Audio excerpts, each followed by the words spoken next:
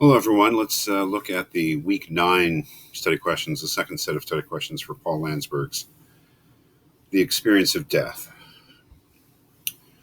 Number 1, on page 205, Landsberg says, quote, "Death comes from an alien sphere and is introduced, as it were, from outside into our existence." And I asked, does this mean that death is not natural to us? How could that be? Well, um, that is not a simple question, not an obvious answer to that. Does this mean that death is not natural to us? Yes. He never comes out and says that. He never says that. If you can find a place where he says that, I'd love to see it. But that is my interpretation, that the answer is yes. It is not natural to us. And the answer, of course, is also no, it is natural to us. How could that be? Well, one of the keys, I think, to understanding Landsberg is if you remember what he says in section 4.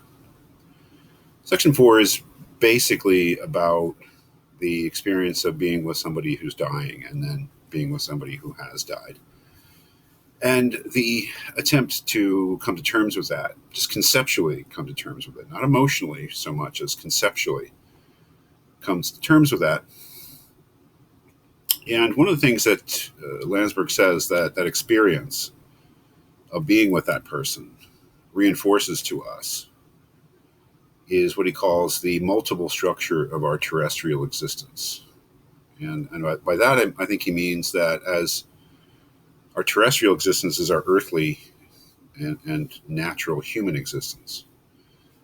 And the multiple structure is the idea that we are both animal, physical organism, and we are person. So that the death of a human being is really the reason that it's more than the death of an animal is that it's not just the death of an organism, but the death of a person. And death is natural to organisms. I think that Landsberg would agree with me with that. But death is not natural to a person. And insofar as we are animals, sure, death is natural. But insofar as we are persons, there's a big question. And when he says that death comes from an alien sphere, he is really saying it is not natural to us as persons to die. That death is a threat and an enemy to us as persons in a way that it could never be as animals or as simple organisms. So I think that he would say that death is not natural to us, and that is because we are persons. And persons, unlike organisms, death is not internal to the structure of persons, as we see from the whole thrust of section 5 of the essay. The person is oriented towards fulfillment. Fulfillment in essentially a fulfillment in an afterlife, a fulfillment in an existence that can only become possible after death. So death, if death means the total annihilation and end of something, is not natural to a person. Number 2, on page 206, Landsberg says, at the root of all being there is an act, the affirmation of the self. What does he mean by this? Well, that's a rather open-ended question, rather vague question. Let me see if I can find it.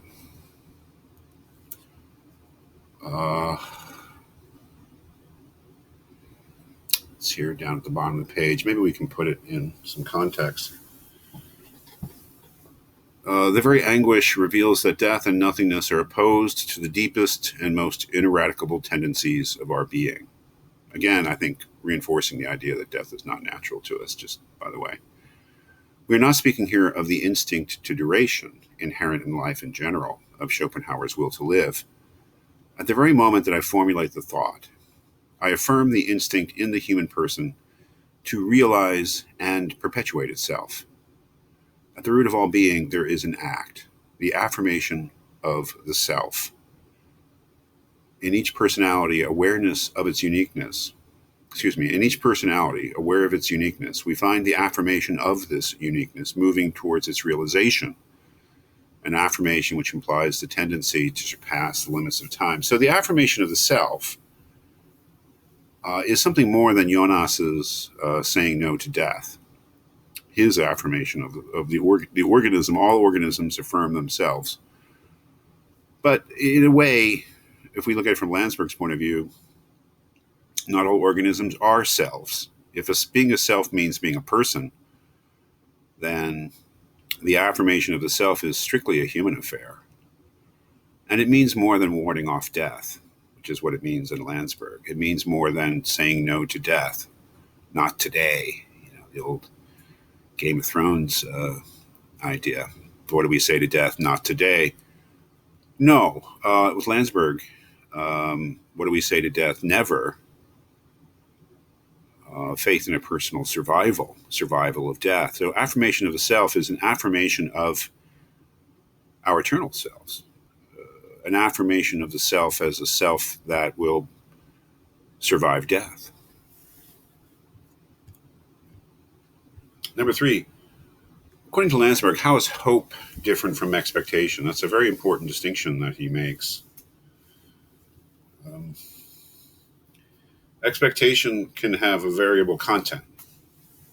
Expectation can be expectation for anything, but hope, in the specialized sense that Landsberg is using it in, I would say in his own unique sense, hope is always for the same thing. So it doesn't have a variable content. It only has one content. Hope is always for hope of survival, hope of eternal life, hope of not just persisting in our lives, but realizing ourselves in a way that we never could in our earthly existence. It's Christian hope, really. It's much more than wishing for something to happen. We wish for all sorts of things. We desire all sorts of things, but we hope for only one thing in Landsberg's special vocabulary. And that is the one thing being the complete realization of the self, which can only happen after death in the Christian afterlife, which is just the afterlife for Christians. Number 4, Plato believed in immortality, and Landsberg does as well, it seems. Okay, I'm always qualifying when it comes to Landsberg because I don't know, on that question at least, there are certainly some places where there's a question, but I think ultimately he does. Yet how do their conceptions differ? And that's a key question. And why would Landsberg be prompted to say on page 215 of Plato and about Plato that to him, that is to Plato, death remained hidden?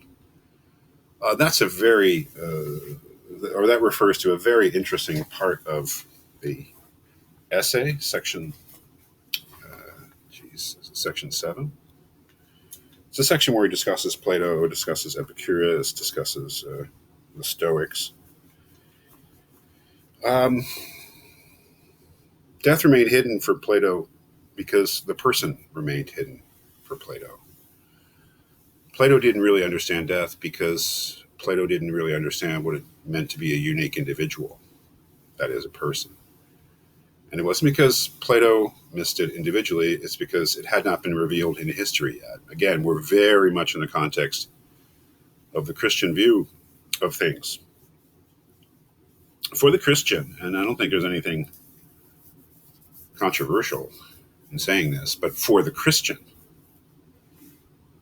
there's a before and after, and the before and after is the before and after the appearance of Christ and the emergence of Christianity. Landsberg really believes that human beings weren't really true individuals, persons, until Christianity came, until Christ came. And we know that for Landsberg, our understanding of ourselves as unique individuals, as persons, goes hand in hand with our understanding of death. So that there's no way that Plato could have understood death, really, because he didn't know what it meant to be a person, because of what I just said. One of the big differences, obviously, in Landsberg's view of the afterlife and Plato's is that Landsberg takes Plato to task for not imagining an afterlife that allowed for the continuance of the unique person, and for obvious reasons. Right? Plato's view of the afterlife was somewhat generic, I think, from Landsberg's point of view, that it's the internal part of me that survives. But from Landsberg's point of view, that's not enough. It has to be me as the unique individual I am that survives. And that really differentiates Landsberg from Plato in terms of their conceptions of immortality. Number 5, what does Landsberg mean by the Epicurean sophism of the inexistence of death?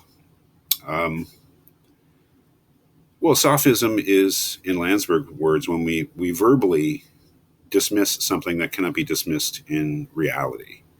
When we use words or logic or rhetoric to obscure things rather than to clarify them.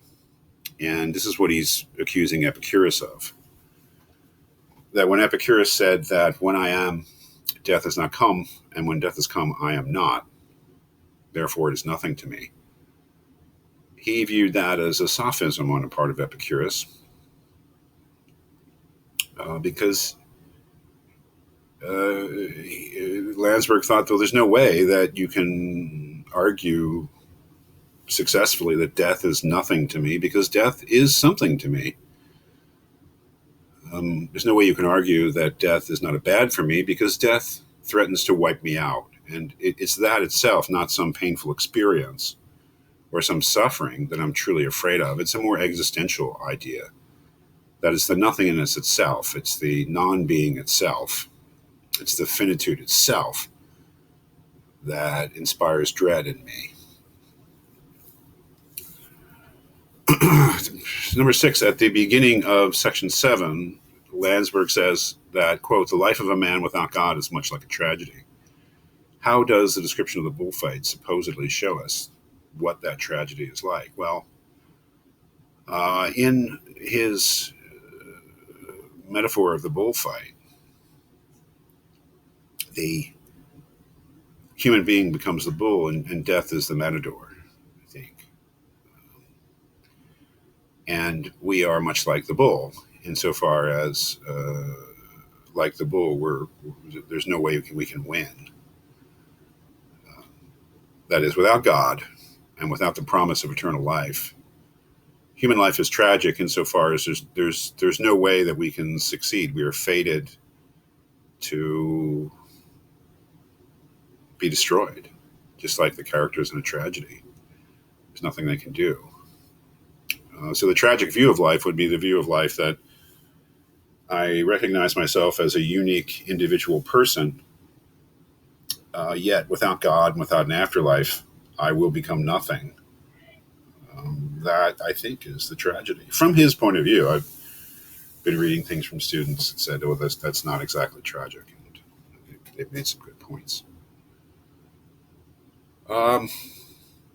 Number 7, I don't remember writing. At the end of the essay, page 231, Landsberg says that death can only be the paradoxical culmination of this inner struggle for existence. What does he mean by this? Good question. Let's take a look. 231. Whoever got to 231 is kidding. Let's put it in context a little bit. He is at last aware of being and understands that before he was nothingness. Let's read that again. He is at last aware of being and understands that before he was nothingness, and that he was nothing but an unfulfilled hope. I'm imagining that he's imagining what it's like to be in the afterlife. It's pretty crazy. He's talking about St. Teresa. Yeah. A man as a person feels himself becoming, through the action of grace, what he is in God. He is at last aware of being and understands that before he was nothingness, and that he was nothing but an unfulfilled hope. I suppose that's Landsberg's characterization of our earthly existence, an unfulfilled hope. A hope not unfulfillable, but not yet fulfilled. Spiritual joy is only a reflection of a movement towards being, true being, kind of Platonic there. It is thus possible to understand death by analogy, but by an analogy which is in no sense arbitrarily chosen. This Sterb und werde, die and become, is shown to be a fact of experience, and death can only be the paradoxical culmination of this inner struggle of existence. I suppose the way that I take it, it's very similar to the Christian idea of dying into life, because of course that's paradoxical. It's meant to be paradoxical. This inner struggle of existence is the inner struggle for the human person to fulfill themselves, to become what they truly were meant to be. The paradox is that they can only become what they were truly meant to be is through going through death, which is the threat of nothingness. Wow, that's really something. I mean, that's so Christian. I don't know what you think of it, but that's pretty darn Christian there. Pretty incredible stuff, I would say.